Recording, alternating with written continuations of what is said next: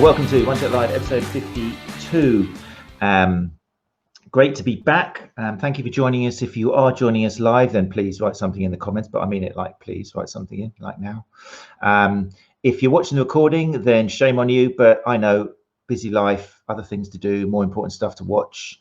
But you are going to miss out on some of the images that come up on the screen. You're going to miss out on seeing the guest live and be able to ask him questions or her questions or whoever they are. So we do encourage you to try and take some time out of your busy life to join us live. But hey, if it's recording, then no problem at all. I'll try and describe anything that happens on screen so you can enjoy the podcast or go to YouTube to watch it. So first of all, allow me to mention sponsors of Unchat Live, the Brighton Beard Company, home of some of the best beard and moustache grooming products in the world.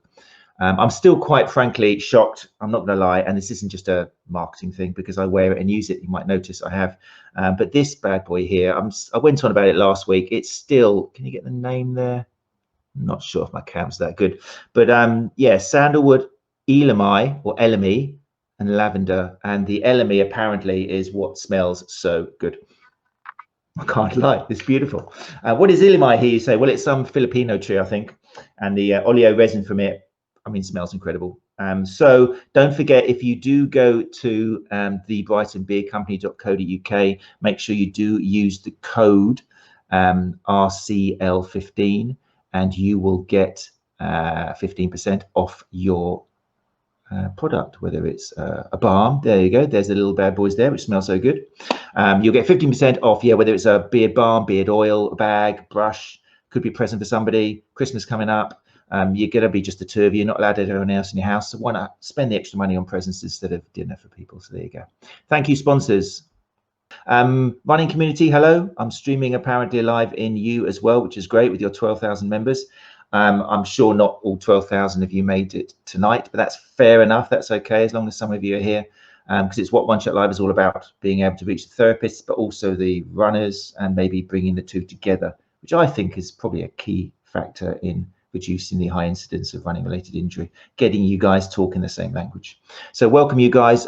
Thanks for joining us again. Last week's guest, Alice Sanvito. Well, I got a record, I'm not gonna lie. I'm sorry to the other 50 guests, but I got a record number of emails from runners asking for, how do I get a good therapist? How do I get one of these evidence-based therapists who are going to actually give me the right information? And that was entertaining. It was good. I did get a few disconcerted therapists going, oh my God, my life is over. There's nothing I can do. I've got to throw it all away. And I'm like, no, calm down. The fact that you've actually emailed me instead of just shutting the doors is great. That's what Alice Sanvito does. She manages to educate you without making you just shut the doors out of pure fear. We're not telling you to throw your whole career away, and we're not telling you you've been lying to patients. You've just got to evolve a bit, the same way as we no longer drown witches and say if they drown then they're innocent. That's all kind of moved on. Well, science does the same thing. So we evolve and there's nothing wrong with it. And the healthiest therapist is one who says, you know what, it's changed since 5 years ago. I know I used to say that. Maybe you used to say it last year, but I'm keeping up to date and I want to give you the best service. So thank you everybody who did me email in. I do reply to everybody as fast as I can. If I did miss something from somebody, then make sure you kind of ping me again and I will get back to you straight away. Tonight's guest was mentioned actually on Alice Sanvito last, whenever it was, 2 weeks ago, 3 weeks ago, because, well, let's face it, myself and Alice were, I think we both would regard him as the forefather, which makes him sound a bit old, the godfather of putting the evidence back into soft tissue therapy. Those of you who know him longer than probably 6 or 7 years ago, maybe a bit less, probably know saveyourself.ca, as in .ca Canada, where all the great pain people come from, let's face it, apart from war. But yeah, so another Canadian, speaking sense, which is actually quite topical at this point in time with politics and things that are going on. But yeah, another great, sensible Canadian. And Save Yourself, I want to talk to him about that. I want to know kind of what happened, but yeah, now it's painscience.com, but painscience.com is still the #1 place where I will send therapists to if I feel they've got a sense of humor and they like a little bit of information in your face. But I'm with you because he is an ex-massage therapist, and he's been there, he's done that. I don't know anybody who self-depreciates more than him, which is always nice to hear from people who've been there and been through it. So without further ado, I will bring up the one and only. You'll get a little countdown now. Paul Ingraham. Paul Ingraham. I hear you say, Matt, you've got it wrong. Well, we'll talk about that in a sec.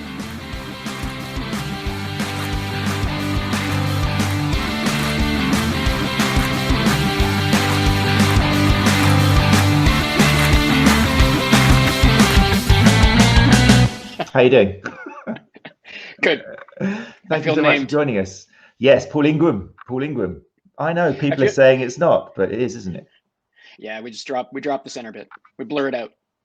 Not every family with that spelling does that, though. We just learned this recently. We met another family of Ingrams, and they pronounce it Ingraham, which really startled us. It's weird. I guess people can just say things however they want, I guess.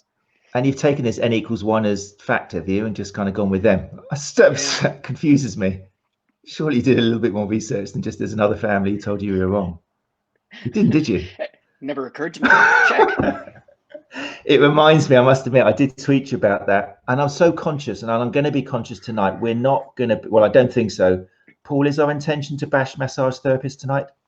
No, it's never my intention to bash massage therapists tonight. There you go. He said that. Didn't look like it was trained at all.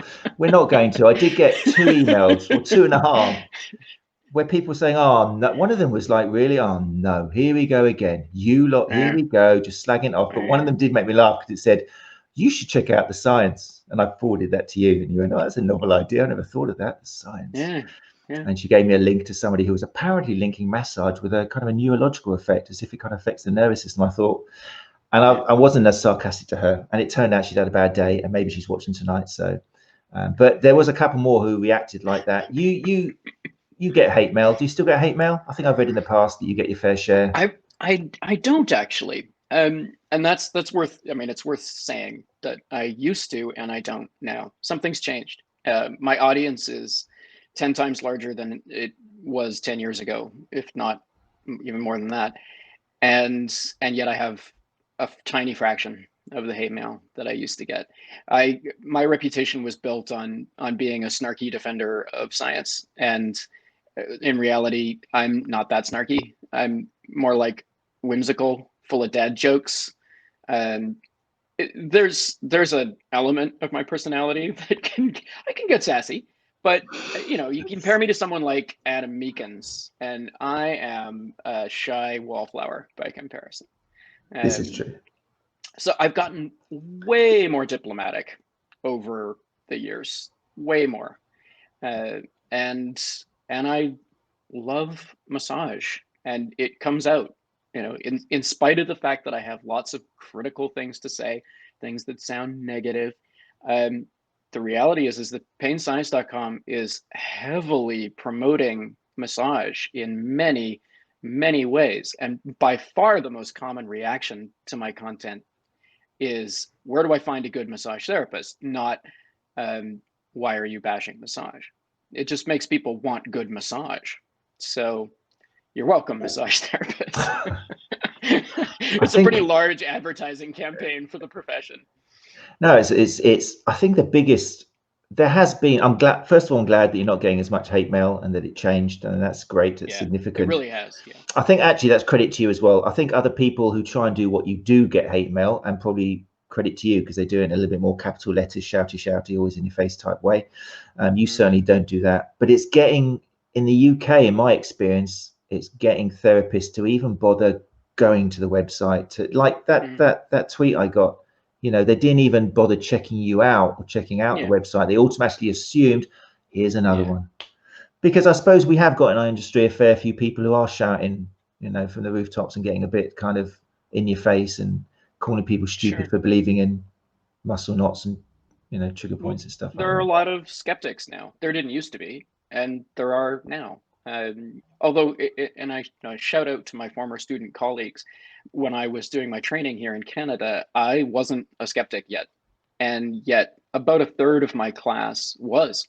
And, there they were fighting battles with pseudoscience right there in my school. And I didn't have much to think or say about it at the time. So, there's been skepticism in the profession for a long time. There's always been factions in the profession, but it's exploded, and there are a lot more skeptics, and some of them are pretty rude. That's a good word for it. Yeah, I mean, sometimes they are, and I'm fine with that, but I understand how it can be a problem for a lot of people, especially if they haven't encountered it before. It can be frustrating. One of the lovely things that was one of my best moments of last year's One Check Life conference, where I managed to get people like Derek Griffin, I'm sure you're familiar with, who Oh online yeah. sound, particularly 2 or 3 years ago, he sounded quite robotic and kind of, it's all about pain science. Never ever have massage. You're ridiculous. You're ridiculous. I'm a runner. I can get a 2:30 marathon. I've never had a massage in my life. It was a bit like that. And then we met him face to face, and bingo, you realise, lovely human being. I mean, it's the limit, isn't it, of social media? And you've been on and off social media a few times, haven't you? You've been there quite heavy Yeah, talking, and come then and you go. pulled away. But I've never seen you as one of these people who will quite happily just go in for an argument and kind of just for the fun of it, unless I've No, I missed those avoid it, posts. Yeah, you avoid actually. it. Yeah. That's a healthy thing. Right. The other thing that puts you at the top of my list, near the top of my list, just in case there's anyone else listening who's going to be offended by that, is I do like your fascination and the amount of detail and research you put into trigger points. Because for me, that definitely, it's caused confusion over the years, I must admit. But I thought, it's Paul Ingraham. He must know what he's talking about. So, but it has, and I'm glad we've got some opportunity to talk about it, because I've always used your word. I think it was your phrase, structuralism. Is that down to you, or did you get it from somewhere else? It's I yours. think I coined it. Yeah. Yeah, structuralism. It's kind of easy, rolls off the tongue easier than mesodermalism or whatever Diane Jacobs says. But it's structuralism stuck with me, and I've used it the whole time, and I give you credit, and I think it's fantastic and everything. But then you've got this trigger point thing, which to me makes me always think. I don't know whether you get this from other therapists. Why is he banging on about trigger points though? Isn't that just something else under the skin that is really unreliable and probably isn't there, and it's just a throwback? How and why do you still defend trigger points, if that's not too large a question?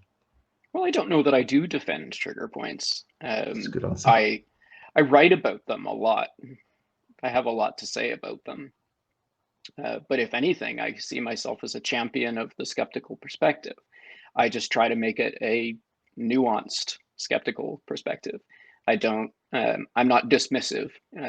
Maybe what you're asking is, why am I not convinced, like some skeptics are, that it's a dead horse that we're beating? That's exactly what I meant to ask. Yes. Yeah, and it's simple. I just think it's a legitimate ongoing controversy. I think there's enough interesting subject matter there that we shouldn't close the subject. And there's a phenomenon there. People have sore spots. People hurt. People have chronic widespread pain with many, many possible explanations. And as long as there's a phenomenon that needs explaining, for now, for quite a while to come, probably, trigger points are going to be one possible explanation. The idea of trigger points is worth examining. Whether it is what we, have, what we used to think it was, whether a trigger point, whether the nature of the beast is what we thought 25 years ago, that's another matter. That's where you get down into the weeds. But I keep it alive as a subject because pain is a thing, because sore spots are a thing. I was thinking before we started here that I should lead with something that I've literally never written down about trigger points, which is really saying something, because I've written down a lot of words about trigger Yes. points, but I don't think I've ever said this, and I think it needs saying. I think that a lot of people who lean towards skepticism about what trigger points are maybe don't have much personal experience with what it feels like this kind of pain is like. I have a lot of it. It's the reason I'm a massage therapist. It's the reason that I write about this stuff. I am a triggery guy. I am full of sore spots and always have been. And medium intensity massage has always been blissful for me, and tends to be very much focused on finding those perfect spots, that sweet spot that just feels like, oh yeah, more. That experience, I've been having that my whole life. And I think there are quite a few people out there who literally just don't know what that feels like.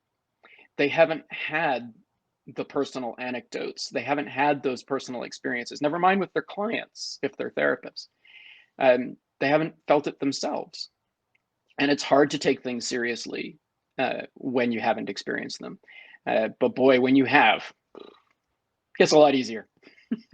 So, I know something's going on. I know the phenomenon from lots of personal experience as well as professional and academic experience.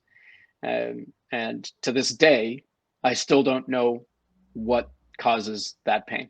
All I've got is a mess of theories to constantly review. That's interesting. Yes, of course, I've put it together now. I was aware of your persistent pain, and I've just thought, yeah, if you find it's very difficult if you're actually experiencing that and you get some. So, do you have people do trigger point therapy on you, or do you manage to do it yourself, or do you think it? Yeah, and obviously Yeah, it's working. Maybe that's the factor then. I wonder if that is. Yeah, maybe I should have guessed that. Maybe because you suffer from it, then that's why you're so open to it. Yeah, and I think that there's something particularly about this type of pain, to feel like you have an intense, tooth aching intensity of aching that seems like it's in a muscle. I think there are people who don't know what that's like, and they don't know what it's like to rub it and go, oh, thank God. They don't know that experience, and so they don't have the same intensity of wondering what's going on. And that's fine. That's fair. We all have different experiences, and the pain experts of the world cannot all have all the pains so that they can take them all seriously. But I've wondered a lot over the years how much this has to do with what people have actually felt themselves. And there's no way to know, there's no way to prove it. But I have a feeling that a lot of experts who have been at some point dismissive of the idea of trigger points or muscle pain, maybe they don't have that much experience with it. It's possible. I should add here that when you say like you've written a lot of words on there, yeah, you certainly have. And anybody who out there who is listening to this podcast who hasn't taken advantage of not just the free version, because you get something like, I don't know, 20,000 words for free. And then eventually it ties you into, if you'd like to read the full version of this article and you're thinking, oh, here we go, it's going to be a fortune. But it's not a fortune at all. It's like a no-brainer. So you can, and also the audio version, which is still available. People still for that, not for that book, not for the trigger points. Yeah, Has no. that been? Unfortunately, I only have audio versions of a couple of my books and several articles. Okay. One audio version is of a major, huge article about this topic. There's a bunch of pages on my website about this, and I can quickly summarize. There's a book, and that's at /TPS, painscience.com/TPS. That's where the book is. And there's a free intro, and then the rest is behind a paywall. Brilliant. But then there's a very important series of articles about skepticism about trigger points, where I really delve into the controversies and the concerns about this topic. There's a whole series of those, and we'll refer to some of them as we chat. And they're read by yourself, which is great, because I'm not sure if many other people have actually done that. But I've got the audio lot, and it's still in my car. And now and again, I've come out of my Led Zeppelin kind of playlist, and suddenly it's stretching, and it's you there, and it's like, well, this is fantastic. I'm ready for a little bit of Paul Ingraham now. So no, I love audio listening to things. I think it's such a popular way of listening to things these days with podcasts and Audible and all that. But yeah, so your audio ones I definitely push to people as well, because people have sometimes more time. But yeah, I just finished re-recording the Trigger Point Doubts article. Oh, really? I got a brand spanking new copy of it that's thoroughly updated from the old one. So it's a big leap forward. And of course, it is part of, I think, it's the contextual effect. Is when you're reading something, you don't get everything from you, do you? Or for me, it's your accent, it's your intonation. And that's not just in terms of the comedy value, it's the terms of the non-threatening thing. That's why I sell to people so much, because I'm so wary of, it's not threatening. You can't go, oh, this guy's getting my nerves. You're just like, oh my God, here he goes again, saying what an idiot he is himself. Yeah, it's easier to sound nice than it is to write nice. I've noticed that many times. But it's but yeah, I can't help yeah, just saying to people, if you haven't checked it out. I know a lot of my colleagues have, and that's what unites a lot of me and the people I hang around with. We're all very much fans of you. So you mentioned some people haven't, or they don't know what it's like to get trigger point relief. Does that mean that a lot of people are thinking they've got trigger points, but they're not actually trigger points? Can we be clear on some things which are probably not trigger points? I think that there are people who have never had the subjective experience of an aching pain that feels like it's in a muscle. Hmm. And I'm not saying that it is, I'm saying that that subjective impression. Whereas for other people, I think it's really common. I remember very clearly having a client that I worked with for years, and I didn't really understand why she was regular or what she was getting out of the treatments, because she seemed to be indestructible. Nothing was ever sensitive. There were no sore spots. She never thought that right there was just exactly what she needed. She never guided me a little bit left or a little bit right to scratch that itch. And she was an extreme example of a class of patients that's relatively rare in massage therapy. I think that people who have that kind of, sturdy, indestructible body that doesn't seem to experience a lot of pain, I don't think they seek out a lot of massage therapy. But there were a few, and I always thought it was so interesting how some people are incredibly intolerant of pressure, very low threshold of pain. Push on them just a little bit, and they're really hurting, and others are relatively invincible. It's just an interesting difference between people. So I think that there are probably quite a few people out there who they just don't know what that phenomenon feels like. Whereas probably at least a third of the population, if not two-thirds, knows exactly what it feels like, and some of us a lot more than others. Mm-hmm. It's interesting because I mean it's definitely one of the go-to. I mean, in England, in the UK, and forgive me, I don't know what the kind of. Oh, I do know that massage is like a 3-year course, isn't it? In Canada, it's got one of the most stringent, kind of hardest qualifications to Used to pass. be. Used to Yeah, be, is not it? anymore. Not Yeah, anymore. Over here, one of the problems we have is it's not regulated at all, and you could have a yeah, weekend course, 3-month course, whatever, and they yeah. call it level 5 if they want to. There's even level 6s around by some companies. They Ooh, just call it level 6 because it's like Spinal Tap, isn't because it? These go up to 11. it's better than level 5, Exactly, obviously. that's exactly what it is. Yeah, But they tend to just chuck in whatever they're into at the time, and it will depend on what yeah. that particular school is a fan of. But most massage therapists here, the one thing they get when they go from level 3 to level 4 is trigger points. Oh, at last we're allowed to do that, and I think most Mm-hmm. massage therapists use it because, well, that's the tricky thing. Do they use it because they've been told? I'm very interested by this whole pareidolia thing. Is that pronunciation? Because that's something Mm-hmm.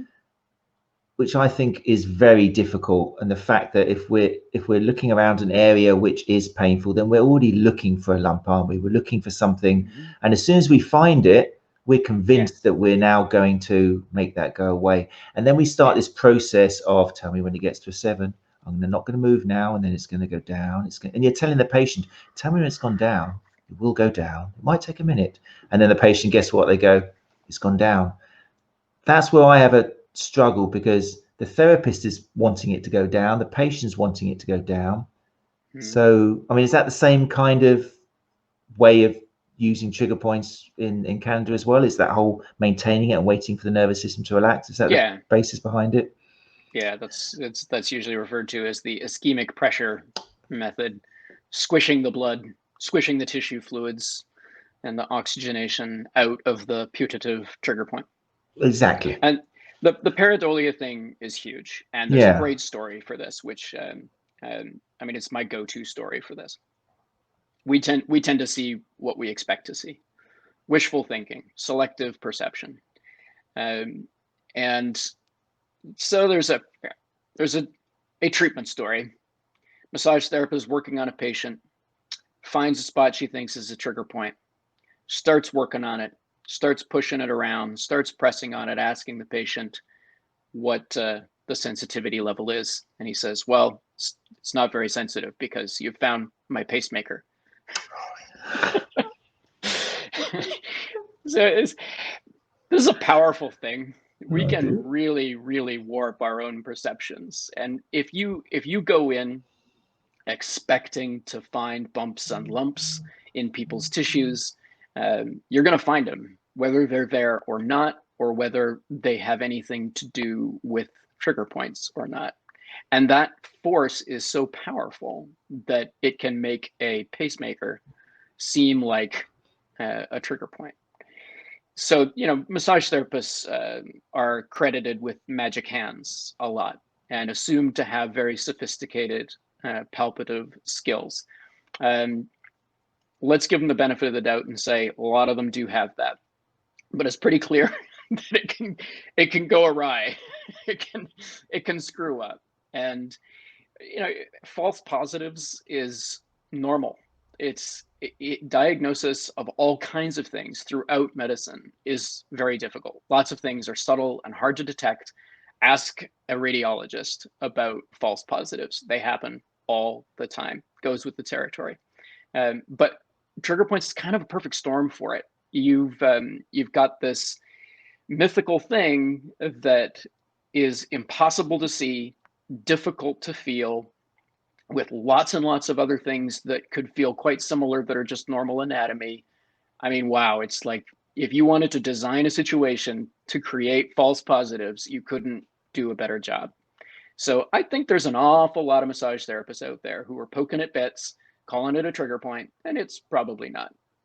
Mm-hmm. Happens all the time. But it's worth doing just in case you do fall on one of these ones which does give relief to somebody. Is that basically what you're saying? Yeah. Well, you want to have open lines of communication with your patients so you can find out whether or not you're pushing on an implant. You've got to kiss It's a few important. pacemakers to marry it. I'm not sure what the expression is going to be, but yeah. Okay. Yeah, no, there's something to that. You have to, you really do. Like, let's give a trigger point therapist the benefit of the doubt. Assume that they're super good listener and very interested in their patient's experience and very evidence based. They're still going to have false positives in their earnest and knowledgeable exploration. They're still going to come across stuff they're not sure of and get it wrong sometimes. That's just part of the job, and you have to accept that. In assuming that it's worthwhile to find the real one, then you just got to put up with those false positives. It's going to happen. You do, I'm pretty sure on painscience.com on this particular article, you have got like a little checklist where it's either likely to be a trigger point or not, haven't you? There's like a bullet point to make sure you're not just pushing on something where it's. Yeah, there are various clues and signals that can tell you. But for the average person and for, say, a runner, let's try to to be of service to runners here on a running podcast. Really, the only thing that really matters is the subjective sensation. It's what it feels like to the patient. That's far and away the most important thing. And it just basically comes down to quality of pain. If you stick a finger in your eye and push hard, it's going to hurt in a bad way. You don't want that kind of pain. If it is a sweet ache, or maybe a burning ache, then you're more likely to be on target. If it is in tissue that obviously seems to be muscular, then you can be relatively sure. If it's just a broad, if it's in the center of your glutes, you can be pretty sure that you're only pressing on fat and muscle, and no, nothing else that would mislead you. Not that there could be trigger points in places with more confusing anatomy, but it's just, as a general rule of thumb, if you push on tissue that seems to pretty much just be muscle and it's quite sore, and the spot an inch away isn't, but that spot is, and it's kind of a sweet ache, yeah, there's a fair to middling chance you're on a trigger point there, whatever that is. And using trigger point therapy, you could have a beneficial effect long term or short term, or there's no guarantees? There is no guarantee. This is a really important point. Does it work to rub it? Does that matter? For self-treatment, it really doesn't matter very much. As long as you don't get too obsessive and too aggressive, you don't waste too much time on it, there's very little harm in exploring, and there is certainly the potential for benefit. So, it's low risk and potentially high reward. That said, and I really, really want to emphasize this, I have seen a lot of people get way too obsessed with trying to hunt down their own trigger points and harm themselves. I had a guy come in once with an open wound on the top of his traps. He had rubbed the skin off, trying to treat what he believed was a trigger point. Talk about false positives. You know what he was rubbing? The top of his shoulder blade. There's a little bump there. It's quite a well-known spot. If your traps aren't too huge, it's an easy promontory of bone to find. And he had convinced himself that that was a trigger point. And if there is harm in people self-treating for trigger points and believing that trigger points are the cause of their problems, this is it. It's getting obsessed and pursuing them overzealously. Moderation in all things. And as long as the approach is sane and relatively tame, especially at first, especially if you're new to it, you're going to be fine. But I just really want to caution people not to get too obsessed with something. Trigger points are a very interesting phenomenon, and they may explain a lot of common pain problems, but there's a lot more in the world of pain. And it's nuts to go crazy chasing trigger points when, for all you know, there are 90 other possible explanations for what you're experiencing. Yeah, no, it's worth mentioning, because if one thing that runners are, they're quite obsessive, and they will, rub the skin off their shoulder blade. Yeah. But it's what about, talk to me about kind of like trigger point maps and kind of like referred pain, and because some therapists really kind of delve into that seriously, and they're convinced that, I know you've had your own experiences in the past where I think there's a story with your father-in-law where you've been sorted out his shoulder at one kind of afternoon tea or something, and that was like, wow, that's brilliant. But can people get a bit carried away chasing maps and thinking, well, I've got to press here to make that go away? And yeah, it's another form of getting carried away. The big problem with the trigger point charts is that I think it gets people overly focused on a technical challenge when it's not a technical challenge. You don't need to know anatomy to do this. You just need to be able to poke your own muscles and find the spots that are sore. There do seem to be locations in the body that often have this kind of sensitivity. And some of them are pretty reliable go-to spots for massage therapists. I call these the perfect spots. And one that's, particularly relevant, for example, for runners is in the top third of the shin muscle, the tibialis anterior, the meaty part of your shin. A lot of people think of the shin as a bony place, but there's actually quite a thick muscle there. And the top third of the muscle, there is a spot that is almost always sensitive in people, and you could call it a trigger point. And so that's quite predictable, but overall there's an immense amount of variation. And if you get overly focused on trying to track down a spot that you see on a chart, you could easily be missing what matters to you, which is a spot 3 inches away. So I don't focus on charts at all. And a really common problem with my book is that customers will ask me, where are the charts? Why don't you have charts? Where's your charts? Well, if you want charts, the internet will provide. there's plenty of those. I consider it kind of a, teach a person to fish and instead of catching them a fish thing. It's much better to have good operating principles than to try to chase those spots on those charts. Very good. Great answer. Well done. Right, I've got some questions coming through. The reason I'm looking down is normally we have comments coming up in my Live TV studio, but I have no comments here, but I do have them on my phone. So when I'm looking down, I'm not just checking my own emails while you're talking. I'm actually looking at comments from people in here.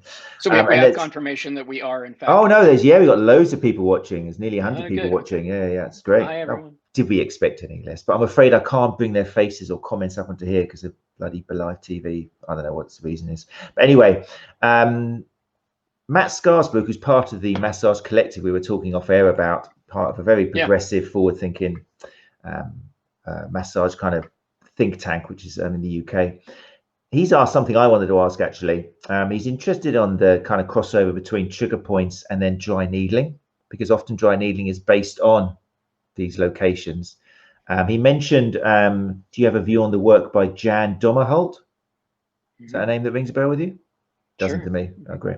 So there you go. There's the question. Does Paul have a view on the work that Jan Dommerholt does on TRP or trigger points, specifically with needling? Do you have a comment? Yeah. Well, his work is extensive, so I don't have one sweeping opinion that refers to all of it. He is a needling advocate, and I am not. And the basic reason that I'm not is because I think it's just a little too aggressive and a little too potentially harmful for what amounts to a highly experimental therapy. I mean, this is basically experimental medicine. I don't see the justification for using needles, which involves, clearly involves more risk, when you might be just as effective with much safer, not more effective. I'm not making any claims about efficacy, just a more conservative approach with your thumbs. That's so I don't like needling. I think it's really a problem because it seems like there's absolutely no clear understanding of the mechanism. There's no, I've read, as far as I know, I've read pretty much every description there is of why one would do this. Why would you stick an acupuncture needle in a sensitive spot? And they're inconsistent, they're murky, they're incomplete. We don't even know what a trigger point is. So we can't really have a coherent treatment mechanism for needling. And it's very clear that needling produces a really strong sensory experience. Shocker. Imagine sticking a needle in a sensitive spot. Why would that produce a strong sensory experience? And depending on how it is contextualized by the therapist and the patient together, always a team in that experience, that intense experience can be great. As an experience, as a sensory experience, you can walk away from that going, wow, that was amazing. Or you can be traumatized by it. And I hear from those people. So I really wanted to any therapists who are listening, I'm talking to you. They write to me. They don't tell you. They tell their friends about their horrible experience with needling. When they go back to you, if they go at all, they try really hard to put a positive spin on it. And we've got many, many different ways of doing that. We've got all kinds of psychological tricks for making a bad situation seem a little better for the respected therapist. We want to please the therapist. I've done it. I am a fierce advocate for evidence-based medicine, and I have been one-on-one with a healthcare professional, and I have succumbed to the temptation to placate them. While I'm thinking, this is nonsense, I'm still, the words that come out of my mouth are placatory. It's an amazing phenomenon. I think we, clinicians tend to underestimate it. So I hear from people who have been wrecked by the sensory experience of needling. They found it traumatically intense. So that's a thing. and you don't want that. You don't want to be flirting with that for an experimental therapy when more conservative approaches could be just as effective. And then there's the evidence, which is not great. The efficacy evidence basically is at best weak sauce, damns needling with faint praise. So that's just, you put all that together and I'm just like, yeah, I'm not a fan. And I know Dommerholt is, and I respect a lot of his work. And I'd love to sit down and have a beer with him sometime and hash it out about needling, but he's a fan. I am not. Okay, great answer there. Right, Matt, so there you go. I hope that's helped. If you want to do a follow-up, then obviously type something in the comments. I will keep an eye on my phone. Anna Maria, your second wife, Matt, has come with a very interesting question as well. And she says, Paul, do you think the effectiveness, if there is, of trigger point compression may be due to the fact that we expose the person to a noxious stimulus within the safe and comforting environment of your treatment room, and with your therapeutic relationship, and therefore the experience of pain changes subsequently. Did you get that okay? Yes. Yes. Was that a leading question, Anna-Marie? She's one of your biggest fans. She just wanted to hear you speak and say her name. Could you say Anna Maria Mazzieri? Anna Maria Mazzieri. There you go. I'll record that for you. Make a little soundbite for you, Anna Maria. There you go. So the answer to that was yes. Fantastic. Yes. It is one possible mechanism for what's going on, and I would argue that is actually going on. That what you described, that mechanism, is basically universal to all interventions. That essentially anything we do in the therapeutic alliance, as it's called, anything we do to try to help people, that is going on. The oh, I see the host has joined the podcast. That's good to see. I'm welcome, Matt. I just got a message flashing on my screen, quite large. Host has joined podcast. Oh, right. Yeah. Hi. How you doing? I'm Matt. That's a relief. I'm welcome to the party. How bizarre. Where was I? What was I saying? That just totally derailed me. You were talking about the therapeutic alliance and how that's present in all forms Right. of the treatments we give. And it's going on. It's going on in every single interaction, and specifically what you're talking about there, I call sensation enhanced placebo. So placebo is an expectation effect or a meaning effect. It's when we have a change in our subjective experience due to something we believe or think or feel or all of the above, as well as all kinds of other things. Placebo's very messy concept. Strong sensations really give a lot of meaning. Strong sensations can be potent in terms of what they mean to people. So if you want to generate a powerful placebo, do it with sensation. Nothing says, I'm doing something very important to your body, like that incredibly potent, deep, sweet ache. The more intense it is, the stronger that meaning is. And if it crosses the line into, okay, now the meaning of this is that you're trying to kill me, if it gets too strong, then it all suddenly backfires. But right up to that threshold, the strong sensation is communicating the meaning, I'm helping you, this is good for you. That's what everyone there wants to believe. And they will believe it as persistently and strongly as they possibly can. And the sensation really helps.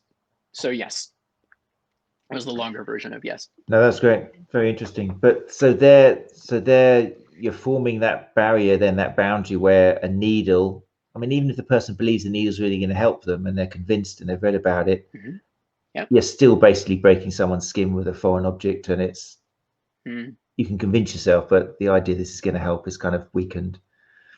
Yeah. Have you ever received it? Have you had dry needle? What was your experience? Yes, I have. And how did that go? Did you have a clear head when you had it, or were you already thinking this isn't going to work? Yeah, this was a fair while ago. It was pretty early, and I found it I found it borderline too intense. I found it cringy. I kept feeling like I want 80% of this. Like, this is great, but could we make the needle 20% less sharp, or deep, or something? Yeah, that was And I actually, with one of the needles, I freaked out a bit.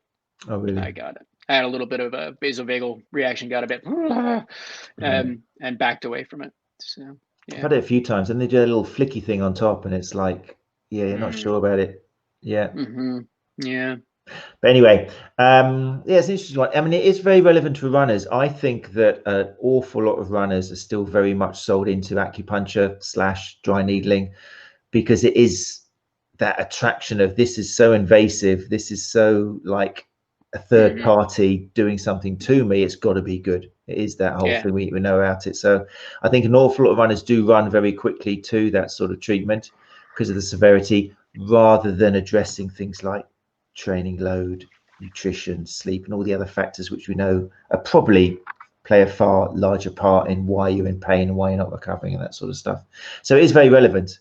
When I was full-time clinician with runners, I think I spent probably 50% of the time saying, okay, I appreciate your interest in acupuncture and you're going to this person, but let's look at something else first. It might take a bit longer, but it's a tricky one. It's very relevant. I've got a question here from Sarah Jones, who is saying, do you advocate treating latent and active trigger points, or would you concentrate on the active ones? As you mentioned, there are common areas of tenderness that most people have anyway. Do you differentiate much between latent and active?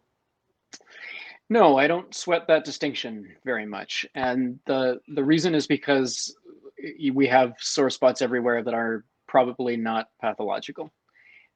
With a latent trigger point, with the idea of a latent trigger point, you've got, you run into the problem of, well, how sensitive does it have to be with how much pressure to confirm that it's a latent trigger point and not simply a normal sore spot?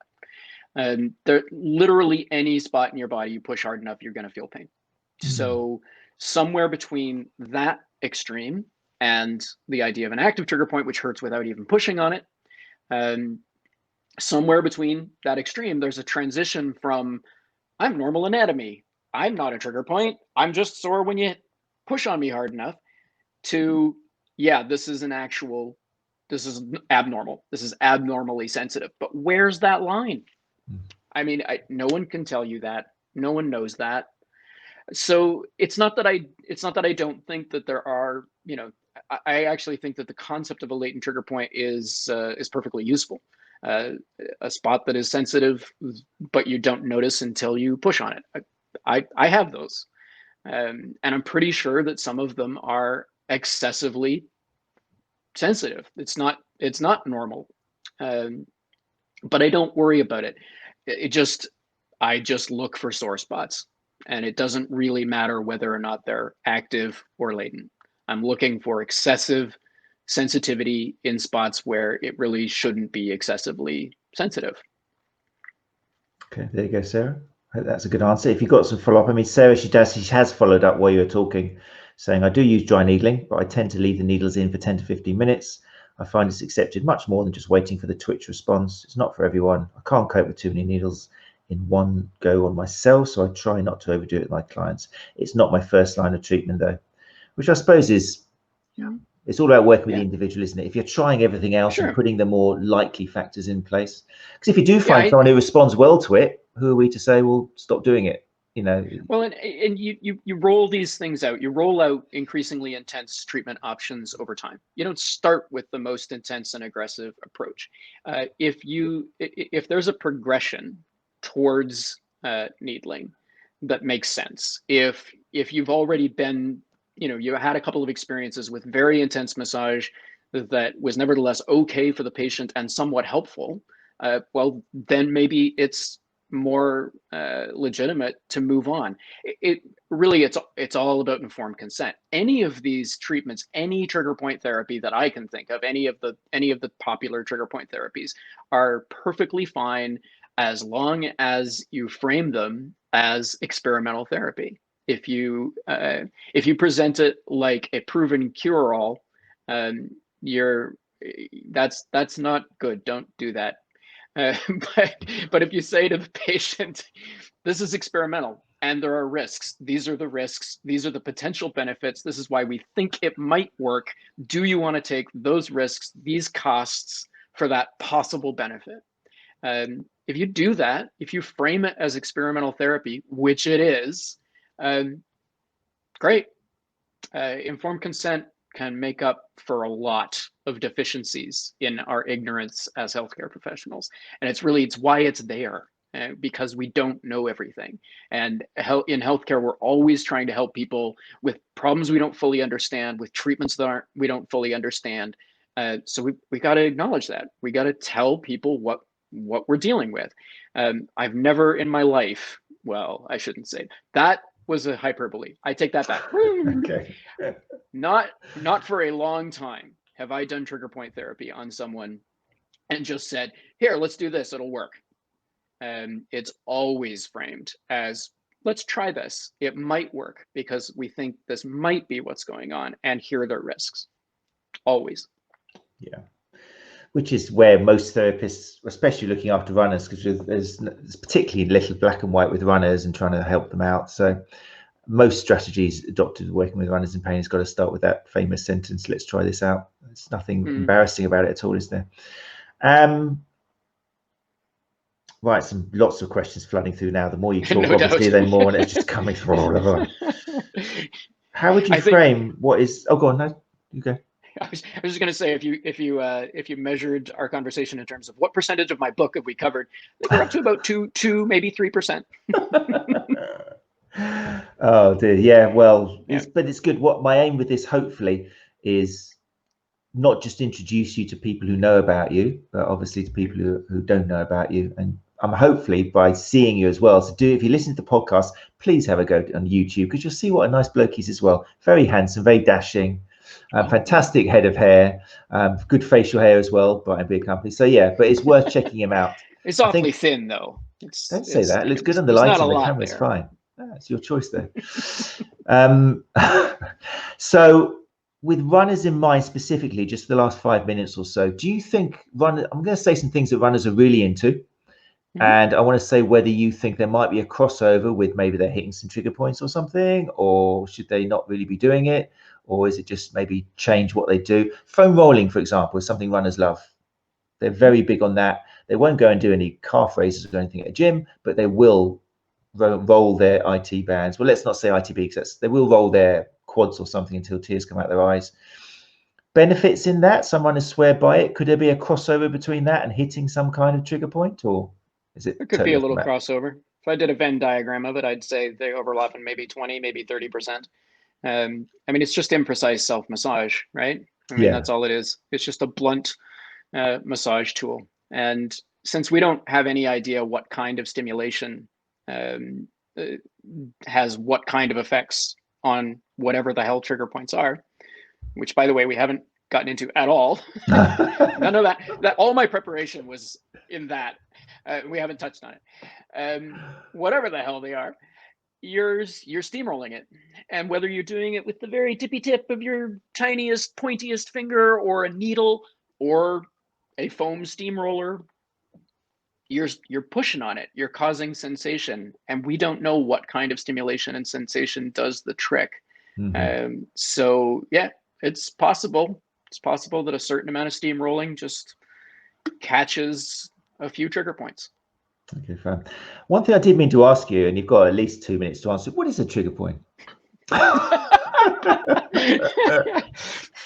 Well, the conventional wisdom is that it is a tiny cramp, is a microscopic cramp in muscle tissue, and there are several other ideas. Here, I have a list right here. I prepared this. Yeah, go for it. It's just a normal spasm. It's a spot that's starving for oxygen. It's a sticky spot, adhesions, scarred, maybe. Fascial distortions. It's a pinched nerve, might be just, referred pain of peripheral nerve origin. It's all about the muscle spindles, could be the muscle spindles, maybe something about muscle spindles. It's starving for attention is an idea. Sensory understimulation is a fairly, believe it or not, a fairly well-developed hypothesis. It's on fire. It's just an inflamed spot. Don't know why, just is. It's an illusion. It's just basically like focused sensitization, and sensitization being a very specific neurological concept. So it could be that, could just be an illusion or a hallucination. It's worn out. It's muscle tissue that's just exhausted, and you got to feel it somewhere, right? Okay, so there's no one has a clue. We do not know which of those, if any of them, are true. But those are some of the ideas that have been thrown out over the years, and the tiny cramp hypothesis is the dominant one. Interesting. Continue. I can't. That's all I got.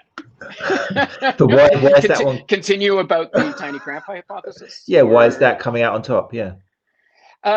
Tradition, Janet Travell, the Big Red Books, extremely influential. Dr. Janet Travell she just had an outsized impact, and so most working massage therapists today are assuming when they do trigger point therapy work that they're doing what Janet Travell told them to do, and they're doing it because of the reasons that she said to do it. So that's the main reason. That's not to say that there is not, there is some science supporting it. It's not complete. It's not completely persuasive. Some of the experts listening, some of my colleagues and very good friends, will be snorting right now and saying, it's not even close to being enough. I would say it's in the middle. It's not enough. It's not nothing either. We have found some interesting clues about what's going on in the tissues around these sensitive spots. And how seriously you take that evidence is a matter for experts to shout at each other about on social media. That's right. Brilliant.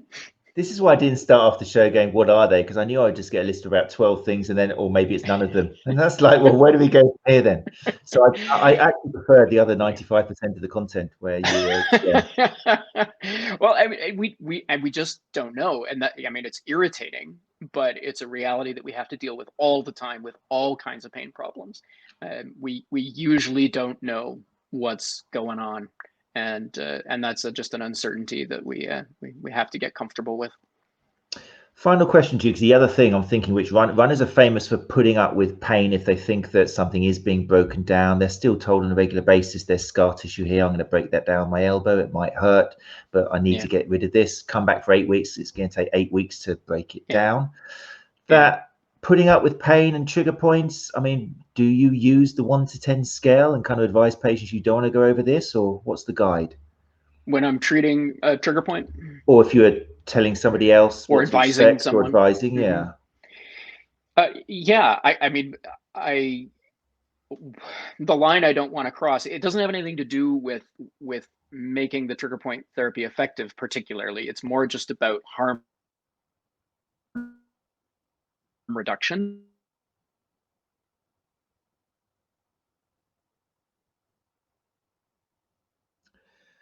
Has he just frozen for me? It was like the meaning of life, and then it froze on harm reduction. I got up to harm reduction. I went up to harm reduction, and then you froze. You did a max headroom. Oh yeah, I saw a little bit of a freeze there. I limit the amount of the intensity of sensation just as a harm reduction technique, just to reduce the risk. I also suspect that it probably is more effective to not hurt people too badly. Here's an important distinction for runners who like intense therapy.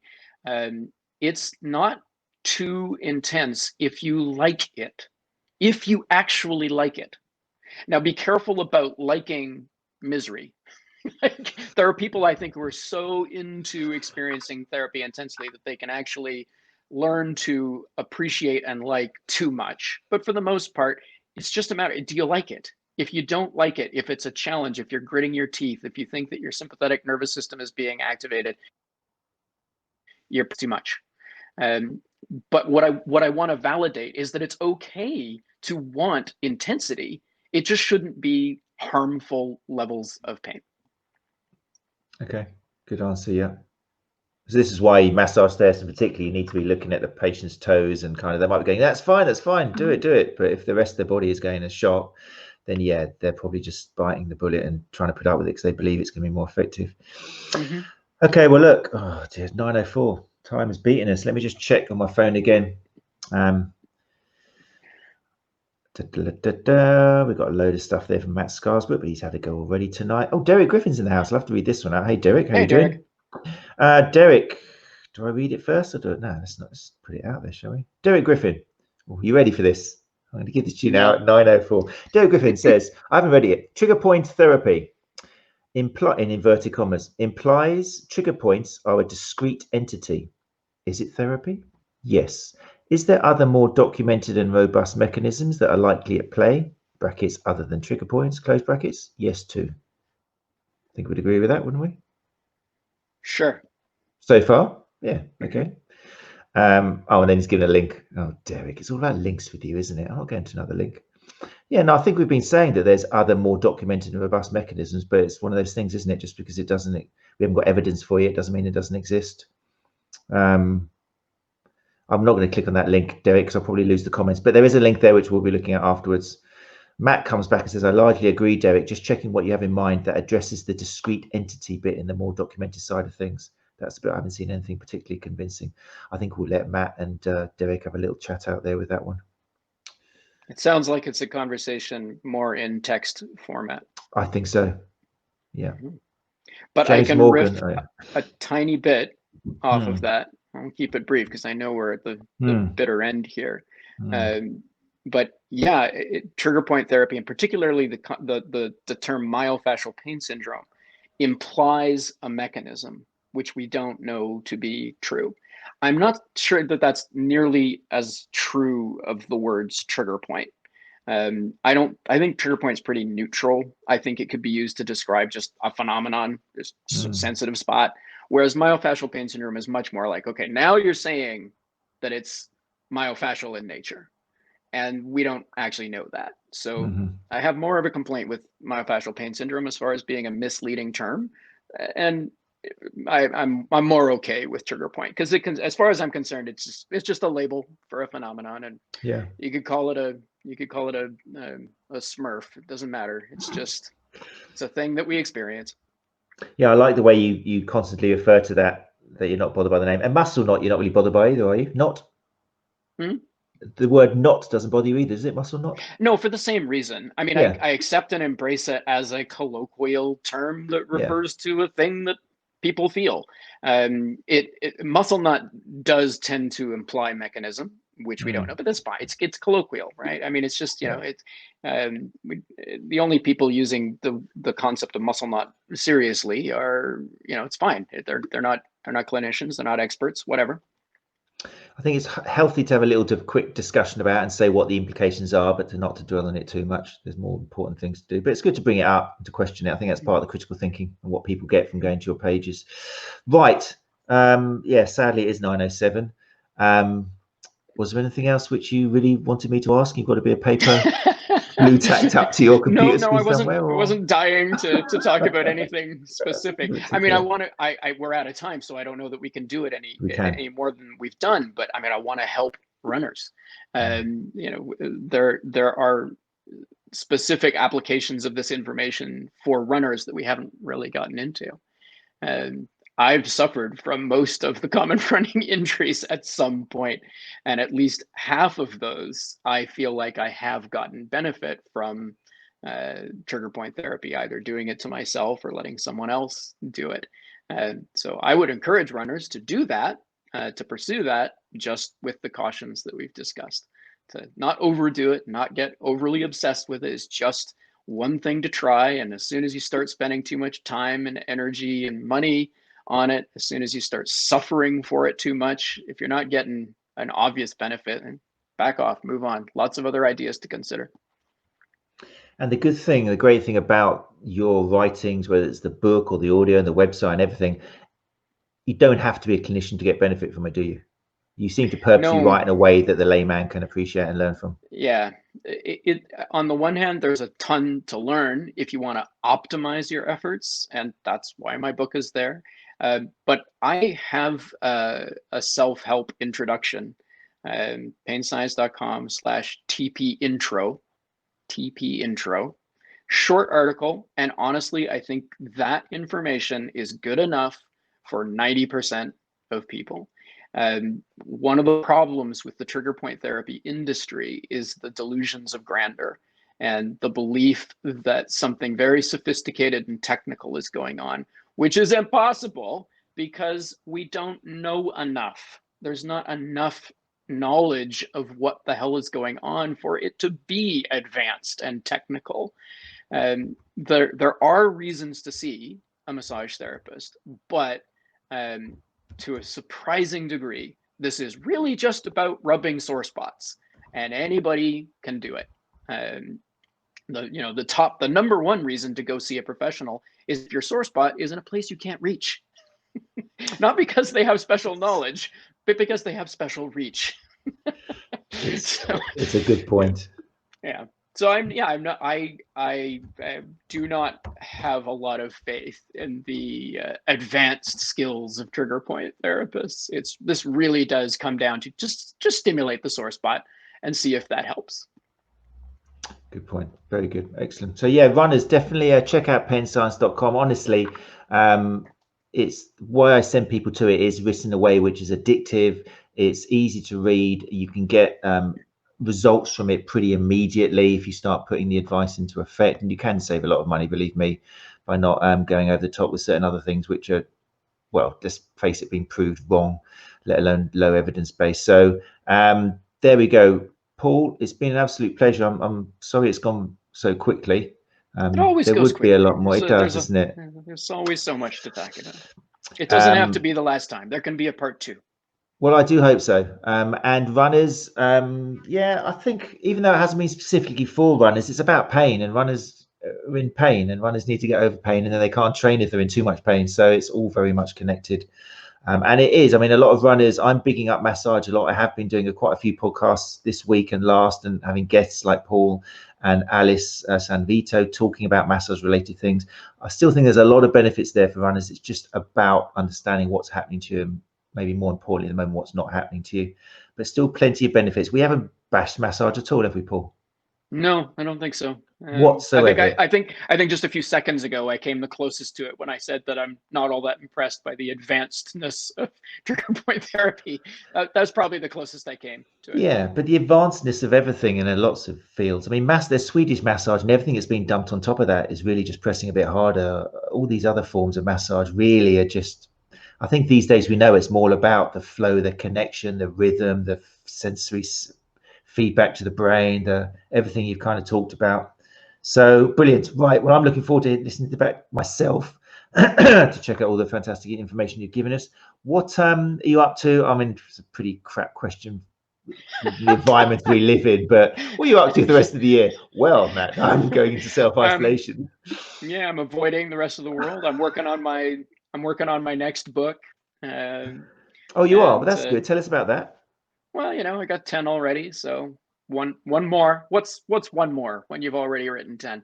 The next one's probably, I still haven't completely decided. I'm working on a couple of possibilities, but it's probably going to be Achilles tendonitis. So okay, right up runners' alleys. And that's it's yet another one that I've had. I think a little while ago I calculated, what percentage of my books are about problems that I've had myself, and it was like 80. Which I've had too many problems apparently. So yeah, I've fought with Achilles tendonitis off and on for years. So that it's a fairly the article is coming along nicely, and I'm upgrading it, and soon it'll be a book. Fantastic. And the great thing as well, I must mention as well, and one reason I love going back to your website frequently is it's updated. There's stuff there which is you started probably before 2000. It's being updated like last month. Right. It's incredible. You're continuously in there. Yeah, and the trigger point doubts article in particular, and as an example, for years it was a smaller, more limited thing, and then about 2 years ago it got a huge upgrade. And so many people that I've talked to in the last 2 years, I've said, "Have you read my doubts article?" "Oh yeah, I read it 5 years ago." "No, well, you haven't. You got to reread it." Because it's all new. It's a whole new thing. Doubt. No. Yeah. So, no, I never stop. You don't, do you? Bless you. Thank you so much. Right, Paul. What I'm going to do is I'm going to send you down to the lobby. Man. If you can hang around, then give me a minute just to sign off, and then I'll come down and say thanks to you properly, whatever that means. But I will come down and say thank you to you. All right. So that's it, everybody. Thank you very much. Paul's going to say goodbye. Check out painscience.com. Thanks, Paul. Cheers. Right, there we go, people. I was put off by not being able to bring your fantastic faces up on the screen and be able to show the comments. I didn't like having to look down to my phone to ask Paul questions, so it wasn't the most fluid. I'm sorry I didn't get to some of your questions. I'm going to have to look it back actually to actually feel happy with that, but I'm pretty confident that take everything I said out and listen to everything Paul said, and it should still be a fantastic episode. We've got, before I let you go, Run Chat Live, less than 3 weeks now. Tickets are obviously on sale. Simultaneous translation to Spanish, in case there's anybody joined us. I've had a lot of people following, particularly YouTube seems to be getting popular now. But if you are Spanish, hola, ¿cómo estamos? Traducción simultánea al español. All for you. So please, Spanish listeners, if you do want to get translation for the 10 presenters, then it's all on therapistlearning.com. If you go to therapistlearning.com and then type in Run Chat Live in the courses, you will see you get an option there for the Spanish link or for the English link. So the whole thing has been translated into Spanish. You can read about the speakers and the presentations. If you're in Chile, you're going to have to get up at like 1 a.m. or something, but that's fine because my translator's in Chile, my producer's in Chile, so you'll be in good company. There is a limit. There's going to be a cap because of bandwidth and Zoom, so I really can't have more than a certain amount of people. I think there's about 92 left, and then I'm just going to have to say no. So I will warn people when it is getting low. At the moment, it's still okay, but just to let you know, there will be a cutoff point. Okay, right, that's about it for now. Hope you all well. I hope this has been enjoyable. I've enjoyed myself. I feel like I've forgotten about you because I couldn't bring your pictures up, but I hope you felt involved as well, and a lot of great questions as always. I'm not sure who the next guest is. I'm still trying to get all the conference sorted out, but keep in touch on social media, Run Chat Live, and I will let you know. Take care, and thanks again for joining us. You're listening to Run Chat Live podcast, putting the evidence back into running injury and performance.